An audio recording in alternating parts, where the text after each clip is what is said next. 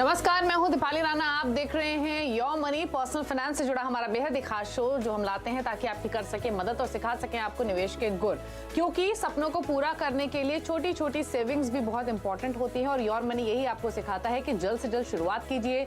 कहाँ शुरुआत करनी है, कैसे करनी है, क्या होना चाहिए पहला कदम, ये तमाम बातें आप योर मनी के जरिए समझते हैं। तो अगर आप भी आना चाहते हैं शो में तो आप अपने सवाल हमें सोशल मीडिया प्लेटफॉर्म्स के थ्रू भेज सकते हैं। 7045220000 हमारा व्हाट्सएप नंबर है। yourmoney@nw18.com हमारा ईमेल आईडी है और साथ ही फेसबुक ट्विटर पर आप जाइए सीएनबीसी आवाज के हैंडल पर। ये शो इस समय आप लाइव भी वॉच कर सकते हैं। साथ ही अपने क्वेश्चंस हमें भेज सकते हैं सोशल मीडिया प्लेटफॉर्म्स पर #AskAwaz योर मनी लिखकर। आज हमारे साथ आनंद राठी वेल्थ के डेप्यूटी सीईओ फिरोज अजीज मौजूद हैं। फिरोज जी नमस्कार, स्वागत है आपका। और सवाल लेंगे उससे पहले आज थोड़ी सी वेडिंग से जुड़ी हुई बातों पर चर्चा करेंगे क्योंकि वेडिंग सीजन ऑन है। कल हम बात कर रहे थे कि वेडिंग इंश्योरेंस भी होता है। अब आज का टॉपिक जो हमने पिक किया है वो है वेडिंग लोन, क्योंकि आमतौर पे आपने भी ये चीज नोटिस की होगी कि जो क्वेरीज हमें मिलती है उसमें से एक टारगेट बच्चों की शादी का सपना पूरा करना होता है, जिसके लिए हर पेरेंट एक गोल डिफाइन करता है। अगर किसी वजह से आप अपने उस गोल को पूरा नहीं कर पाते हैं तो एक वेडिंग लोन अच्छा ऑप्शन हो सकता है। लेकिन सवाल यह है कि वेडिंग लोन होता क्या है, किस कैटेगरी में आता है, क्या इसकी बारीकियां हैं। तो फिरोज जी से समझते हैं। बताइए फिरोज जी वेडिंग लोन के बारे में। नमस्कार दीपाली जी। जैसे आपने कहा वेडिंग सीजन आ रहा है, इंडियंस के लिए एक वेडिंग बहुत इंपॉर्टेंट अवसर होता है और उसमें पेरेंट्स भी जी जान लगाना चाहते हैं, सेल्फ भी वो भी चाहते हैं कि एक शादी ऐसी हो। एक सपना होता है बचपन से लोगों का। तो आई थिंक ये बहुत इंपॉर्टेंट माना जाएगा wedding as an event for an Indian.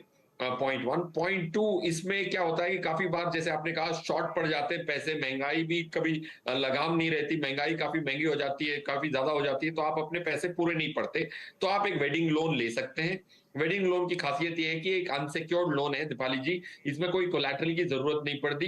Requirements भी बड़ी लिबरल है ताकि एक अपनी शादी का वो खर्च कर पाए। 21 साल की मिनिमम एज होनी चाहिए। कोई बैंक 23 बोलती है। ब्याज दरें भी नॉर्मल है क्योंकि क्रेडिट कार्ड में आप बोरो करने जाते हैं तो 30% का भी ब्याज लग सकता है, पर्सनल लोन पे 13-14% लग सकता है, मैरिज लोन पे 11 से 10.5 से 11% की रेट पे ही पूरे 8-10 बैंक से जो हमने चेक किया, एनबीएफसी से चेक किया, तो ये 11% से कम है। आज अगर गवर्नमेंट ऑफ इंडिया बोरो करती है 7.5 पे 8 पे, तो अगर आपको 11% पे लोन मिल जाए unsecured, which I think is a great rate of interest अच्छा है, अनसिक्योर्ड है तो कोलैटरल की जरूरत नहीं पड़ती और सैलरी और एज रिक्वायरमेंट्स भी काफी लिबरल। ओके चलिए, तो ये कुछ बातें आपको बताई हैं फिरोज जी ने वेडिंग लोन से जुड़ी हुई, लेकिन एलिजिबिलिटी क्या होती है उसको भी समझ लेते हैं और उसके बाद आपकी क्वेरीज भी लेंगे। तो 2-3 चीजें और, अगर कोई वेडिंग लोन लेने का प्लान कर रहा है फिरोज जी, तो डॉक्यूमेंटेशन के पर्सपेक्टिव से क्या क्या चीजें जरूरी होनी चाहिए, साथ ही साथ कोई एलिजिबिलिटी, कोई क्राइटेरिया है क्या, और एक सबसे इंपॉर्टेंट एस्पेक्ट, अगर कोई वेडिंग लोन लेता भी है तो आमतौर पर कितने टेन्योर के लिए मिलता है, कितना इंटरेस्ट मिलता है, कितने इंटरेस्ट पर बेसिकली लोन ऑफर होते हैं। दीपाली जी, पहले तो जो आपका सवाल है, डॉक्यूमेंटेशन बड़ी लिबरल सी है। एक आईडी प्रूफ लगता है, एड्रेस प्रूफ लगता है, सैलरी की एक प्रूफ लगती है। ये 3 इंपॉर्टेंट डॉक्यूमेंट्स हैं और एज प्रूफ लगता है। देखिए आपके पास एड्रेस प्रूफ में आप पासपोर्ट यूज कर सकते हैं, ड्राइवर्स लाइसेंस यूज कर सकते हैं, वोटर आईडी यूज कर सकते हैं, राशन कार्ड यूज कर सकते हैं, ये एड्रेस प्रूफ माने जाते हैं। पैन कार्ड, आधार कार्ड वैलिड आईडी प्रूफ्स हैं, तो ये 2 अलग प्रूफ लगते हैं। और सैलरीज, आपकी सैलरी स्लिप्स प्रोड्यूस करनी पड़ती है ताकि आप ये एस्टैब्लिश कर सकें कि आपकी रीपेमेंट की कैपेबिलिटी जरूर है। और लास्ट में एज प्रूफ, जो बर्थ सर्टिफिकेट होता है, ये सब काम आते हैं। ये 4 किस्म के डॉक्यूमेंट्स लगते हैं। पॉइंट 1। पॉइंट 2, ब्याज दर जैसे मैंने कहा 10.5 से 11% होता है। काफी सारी बैंक्स होती हैं। 23 की मिनिमम एज होती है, काफी बैंक्स में 21-23 की, मैक्सिमम एज होती है 58 की। मिनिमम सैलरी होती है 15,000 रुपए पर मंथ। काफी सारी बैंक्स ऐसी भी हैं जो 2,500 रुपए पर मंथ की सैलरी वाले को भी शादी का लोन देने के लिए तैयार होती है। आपको अपने फंड्स को, अपने इन्वेस्टमेंट्स अगर हो, उसको छेड़े बगैर अगर आपको इसका लोन लेना है तो वो एक बहुत अच्छी चीज है कि आप अपनी एसआईपी को ना रोकें, आपके जो इकट्ठे किए हुए पैसे उसको छोड़ दें, वैसे ही ग्रो होने दें और ये लोन भी ले सकते हैं। ओके तो चलिए, तमाम बातें आपको बताई हैं फिरोज जी ने। कितना आमतौर पे लोन मिलता है, बाकी डिटेल्स आप अपनी स्क्रीन पर देख भी सकते हैं। कौन सा बैंक कितना इंटरेस्ट रेट ऑफर कर रहा है वेडिंग लोन के लिए। तो आई होप आपको क्लैरिटी मिली होगी अगर आप वेडिंग लोन प्लान कर रहे हैं तो। रही बात अगर स्टिल कोई कंफ्यूजन है तो योर मनी तो हम हर रोज लेकर आते हैं ही, अपने सवाल हमें भेज सकते हैं। चलिए आगे बढ़ते हुए अब सवालों को शो में शामिल कर लेते हैं और पहले कॉलर से चर्चा करते हैं। दीपक है हमारे साथ। दीपक जी नमस्कार, बताइए क्या सवाल है?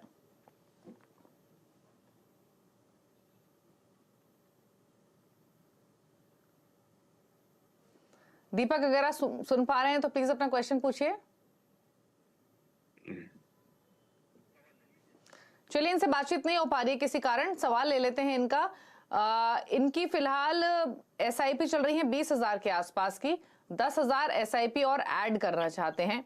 और फिलहाल इनका अगर पोर्टफोलियो देखें तो पराग पारिक टैक्स सेवर है 4,000 per month, quant flexi cap में 4,000 per month, axis mid cap, SBI small cap, SBI Contra में भी 4,000 ईच है।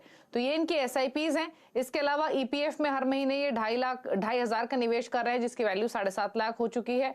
और इन्होंने लमसम भी इन्वेस्ट किया हुआ है काफी सारे फंड्स में। डीएसपी टैक्स सेवर में 4 lakh lump sum, HDFC Edelweiss mid cap में 3 lakh each, Kotak small cap में 2 लाख और पराग पारिक फ्लेक्सी कैप में 8 लाख। तो अभी 20,000 की एसआईपी चल रही हैं, कुछ लमसम है, 10,000 और ऐड करना चाहते हैं। जानना चाहते हैं इंटरनेशनल फंड क्या पोर्टफोलियो में ऐड करें या नहीं, और साथ ही 10 साल में 1.5 करोड़ का टारगेट है।